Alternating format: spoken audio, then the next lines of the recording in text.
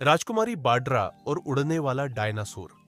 राजकुमारी बाड्रा साहसी, बुद्धिमान और दयालु हृदय वाली युवती थी। वह महल में जन्मी थी, लेकिन हमेशा खुले आकाश, जंगलों और पहाड़ों में घूमने का सपना देखा करती थी। तलवारबाजी, घुड़सवारी और किताबें पढ़ना उसके प्रिय शौक थे। अपनी प्रजा से उसे गहरा प्रेम था और वह हर किसी की मदद के लिए सदैव तैयार रहती थी। बाड्रा की सबसे अनोखी बात यह थी कि वह डर को कभी अपने ऊपर हावी नहीं होने देती थी। वह जानवरों की भाषा समझने की कोशिश करती और प्रकृति से गहरे जुड़ी हुई थी। अपनी छोटी उम्र के बावजूद वह अपनी चतुराई और साहस से सभी को प्रभावित कर देती थी। कहानी राजकुमारी बद्रा और उड़ने वाला डायनासोर। बहुत समय पहले की बात है। हिमगिरी राज्य में एक छोटी सी राजकुमारी रहती थी, राजकुमारी बाड्रा।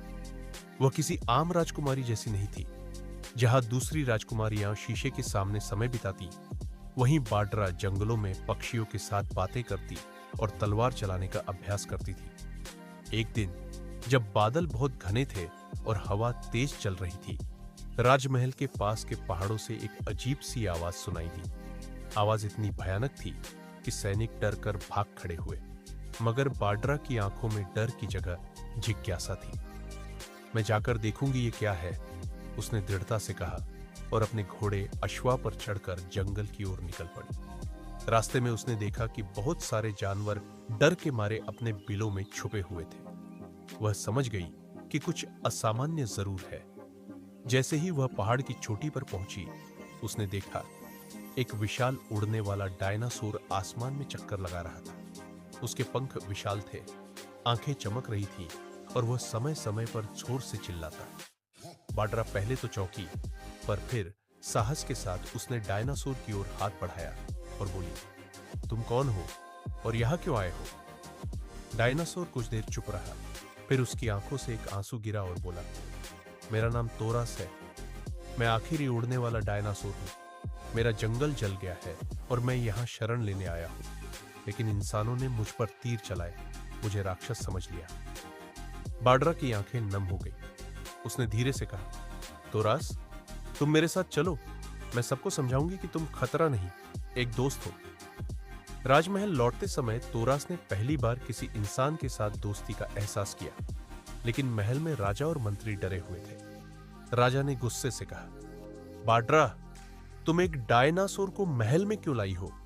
वह खतरनाक है। बाड्रा ने निडर होकर उत्तर दिया, पिताजी, असली खतरनाक वो होते हैं जो किसी को जाने बिना उसे राक्षस मान लेते हैं। तोरास ने किसी को नुकसान नहीं पहुंचाया, वह सिर्फ सुरक्षित ठिकाना चाहता है। राजा कुछ देर चुप रहे, फिर बोले, यदि वह सच में निर्दोष है तो उसे एक मौका मिलना चाहिए। अगले दिन बाड्रा ने राज्य भर में एक सभा बुलाई। तोरास को भी बुलाया गया। लोग डरे हुए थे, पर जब तोरास ने बच्चों को अपनी पीठ पर बैठाकर उड़ाया, फूलों के बीच मंडराया और अपनी दुखभरी कहानी सुनाई, तब सबकी आंखें नम हो गई। राजा ने घोषणा की, तोरास अब हिमगिरी राज्य का संरक्षक होगा। बाड्रा और तोरास की दोस्ती पूरे राज्य के लिए एक प्रेरणा बन गई। अब तोरास आसमान से पूरे राज्य की रक्षा करता और बाड्रा अपने ज्ञान और साहस से लोगों का मार्गदर्शन करती।